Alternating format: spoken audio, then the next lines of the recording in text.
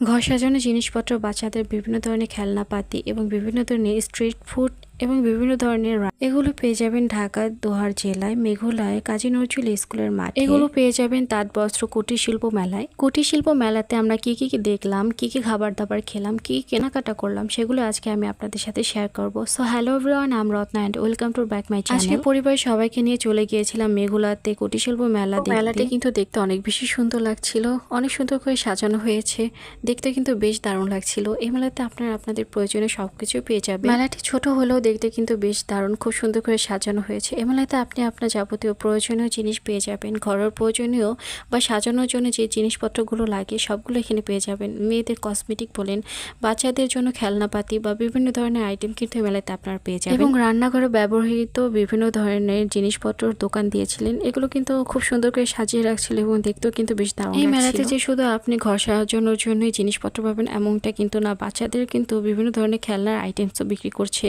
এবং এই যে আপনি মিররগুলো দেখতে পাচ্ছেন, এগুলো কিন্তু বেশ সুন্দর দেখতে। ক্যামেরাতে কেমন দেখাচ্ছে আমি জানি না, কিন্তু সামনে কিন্তু দেখতে ভীষণ দারুণ। মেলাটি কিন্তু এখনো আরো মাসখানেক আছে, আপনারা চাইলে আপনাদের পরিবার নিয়ে বা বাচ্চা বা আত্মীয় স্বজনদের নিয়ে ঘুরে আসতে পারেন। অসম্ভব সুন্দর। এই মেলাতে আসলে কিন্তু আপনার ব্যাগ ভর্তি জিনিসপত্র নিয়ে যেতে পারবেন, কেননা খুবই কম প্রাইসে তারা সেল করছিল প্রতিটি প্রোডাক্ট। এবং আপনারা এখানে যে হেয়ার ব্যান্ড, হেয়ার ক্লিপসগুলো দেখতে পাচ্ছেন, এগুলো কিন্তু দাম কিন্তু খুবই কম ছিল, খুবই রিজনেবল প্রাইসে তারা সেল করছিল।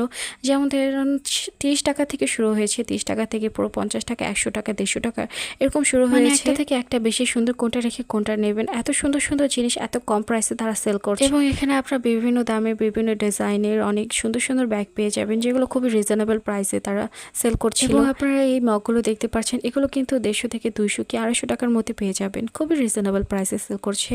এবং এখানে যে ফটো ফ্রেমগুলো দেখতে পাচ্ছেন, এগুলো প্রাইস শুরু হয়েছে 200 টাকা থেকে 800-900 টাকার মধ্যে আপনারা সুন্দর সুন্দর ফটো ফ্রেম পেয়ে যাবেন, যেখানে আপনাদের মন মতো এখানে ফটো বসিয়ে নিতে পারবেন। এবং আপনারা দেখতে পাচ্ছেন মানুষের কিন্তু অনেক বেশি ভিড় ছিল, যত সময় যাচ্ছে তত বেশি মানুষের ভিড় বাড়ছে। প্রতিটি মানুষই তার পছন্দের জিনিসগুলো বা প্রয়োজনীয় জিনিসগুলো এখান থেকে ক্রয় করে নিয়েছেন খুবই অল্প দামে। কিন্তু এখানের ঘর সাজানোর জিনিসপত্রগুলো আসলে অনেক বেশি সুন্দর ছিল। পাশাপাশি কিন্তু বাচ্চাদের খেলার জন্য পাশে অনেক ধরনের রাইডসের ব্যবস্থা করা হয়েছিল।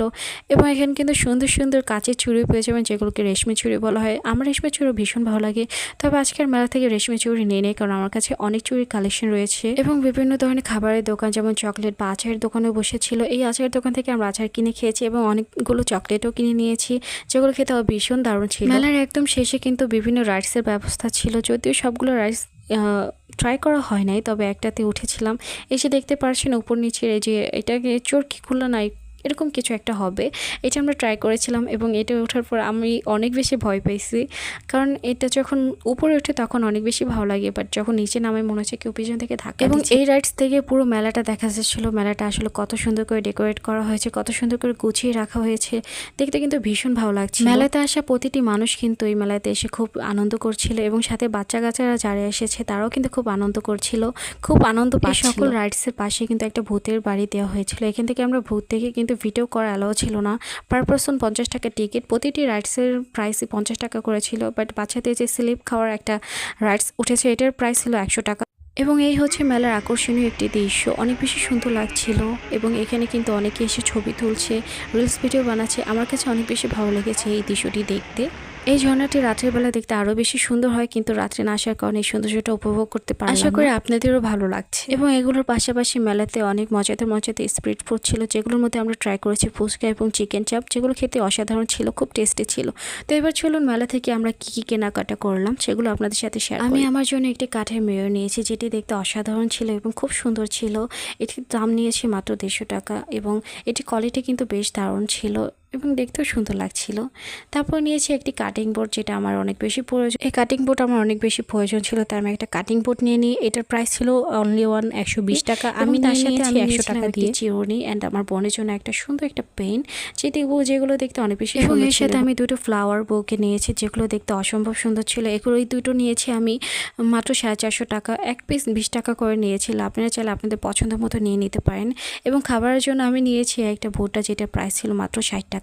এবং আমি আমার ছোট বোনের জন্য আরও একটি নিয়েছি ওয়াটার বোতল, যেটার দাম ছিল মাত্র 150 টাকা। খুবই রিজনেবল প্রাইসে আপনারা খুব সুন্দর সুন্দর জিনিস পেয়ে যাবেন এই মেলাতে। সময় হলে মেলাটি থেকে ঘুরে আসবেন আপনার পরিবারের আত্মীয় স্বজনদের নিয়ে, অনেক বেশি আনন্দ পাবে তারা। এবং আমি মেলা থেকে কিছু চকলেট নিয়ে এসেছি, যেগুলো আমার পছন্দের চকলেট আপনাদের দেখাচ্ছি। এবং একটি কিটকেট চকলেটে কিন্তু একটা অফার চলছিল স্যামসাং আলট্রা ফোনে। আর নিয়েছি একটি মার্শমেলো, যেটার ভিডিও আমি ইউটিউবে অনেক দেখেছি, অনেক কিছু ছিল। এটা আমি ট্রাই করব এবং এটা আমার কাছে কেমন লেগেছে এটা টেস্টটা, সেটা আমি আপনাদের সাথে শেয়ার করব। এর সাথে আরও একটি নিয়েছি আমার ফিঙ্গার রিং, যেটা কিনা অনেক বেশি সুন্দর ছিল, ডায়মন্ড কাটে। এটার প্রাইস নিয়েছিল মাত্র 100 টাকা এবং এটা আমার হাতে পরার ফুল অনেক বেশি সুন্দর লাগছে।